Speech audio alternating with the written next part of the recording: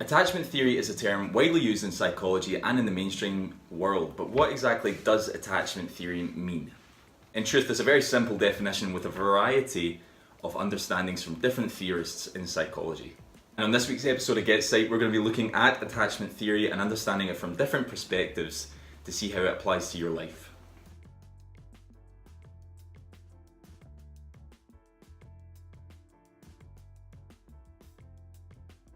Guys, thanks so much for watching this week's episode of GetPsyched, and like I said, this week we're going to be looking at attachment theory. So what is attachment theory? Well, fundamentally it is kind of what it sounds like. It's the need for people to be attached to a significant other. Now the theory behind that is that if we have attachment to a significant other, i.e. a caregiver such as a parent or guardian, then we're going to thrive, we're going to be able to develop into adulthood. But if we don't have that attachment to a caregiver, then we're going to have disastrous consequences as a result. We can probably gain a better understanding of attachment theory by the perceptions and perspectives of different psychologists. So the first person to ever come under the understanding of attachment theory and develop the name attachment theory was Bowlby in the 1960s. Now Bowlby fundamentally argued that attachment theory was one of the main principles in developing from a child into an adult. He argued that that child had to have a deep connection to a caregiver and that helped them develop into later on life. This connection gave a security and a foundation to the development of that young person, and the child was invested in their own development due to that supportive foundation. Because of that strong connection to that caregiver, the child not only had an interest in their own development, but they also gained an understanding of how to develop from that caregiver that they had an attachment to. Now, I'm not saying that that development is either good or bad. It's of course the case that parents can give bad examples to their children but still have a strong connection to them. But what is important is that that connection is there, so regardless if that child develops well or not well, it is impacted by the attachment that they have to a significant caregiver.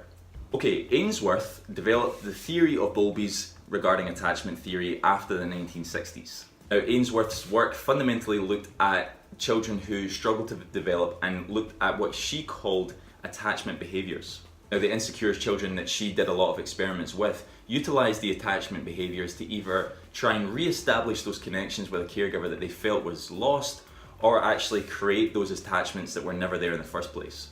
Now some of the studies that Ainsworth conducted were to do with children who had strong attachments to caregivers and children who had weak attachments to caregivers.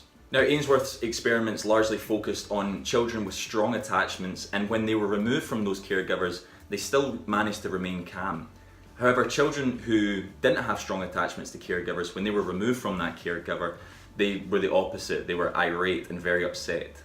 Fundamentally, what she ascertained was children that had weak attachments to caregivers became much more distressed much more easily. So up until this point, attachment theory had primarily been focused on young people and the impact it has on young people.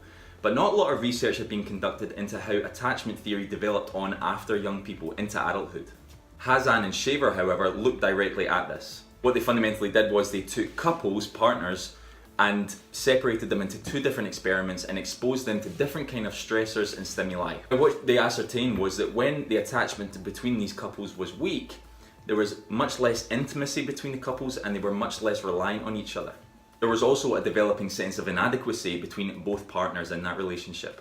Now on the other side of the coin, when that attachment was too strong, there was experiences of codependency, fundamentally that the two became over-reliant on one another. What they ascertained was that in adulthood between these couples, what worked best was when the attachment between the two was strong enough and not too weak, fundamentally right in the middle. So in large, what we can argue is very similar to that of young people and the importance of attachment theory in their lives. And a really famous and tragic example is taken from Romanian orphanages. In the early 1990s, the exposure of what went on in Romanian orphanages, or many Romanian orphanages in the country, showed that children who lacked attachment had a massive neurological impact and were extremely decreased in their development. What fundamentally went on in these orphanages is that children were often strapped to beds and in cots and left in rooms for the majority of the day. Very seldomly were they ever let out, or very seldomly did they have any contact with any caregiver. Now, as a result, there was massive neurological deficits in these children, and there was no real development as they moved into adolescence and adulthood. Now, there are a number of factors that contributed to this, not just attachment theory, but we're not going to go into that in this video, but attachment theory really does have an impact in this example. So much so that the children in the Romanian orphanages that were in the back of the room experienced the most drastic neurological defects. Now you might ask yourself why this was. Well, what it means is that the children at the front of the room were closest to the door and could hear footsteps of adults and other people walking past the door. And that was enough for them to gain a little bit of development, a little bit of attachment to someone else in order for them to develop just somewhat. Now, of course, this doesn't have the same impact as having a proper attachment to a real caregiver, but you can start to understand the impact of attachment theory and how much it can actually influence a child's development. Now, of course, like any theory in psychology, and especially in attachment theory, there are a number of criticisms. One of the main criticisms of attachment theory is that it's only focused on Western countries. It doesn't really take into consideration non-Western societies, where there are societies that have larger caregiver groups for young people, and those young people still develop. Fundamentally, the argument is that young people in those societies don't have a focal caregiver to have that attachment with. It's more encompassed in a larger group. However, it's still the case that those young people in non-Western societies still develop at a very similar developmental rate. So there's criticism to be seen in the attachment theory that way.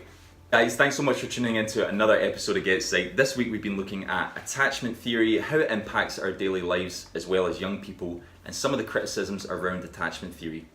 If you liked the video, then make sure to hit like. If you've been enjoying the channel, then you can subscribe to GetPsyched and you can hit that little bell next to the subscribe button and you'll get weekly reminders of when I upload every Monday. Thanks so much for tuning in, guys, and hopefully catch you next week.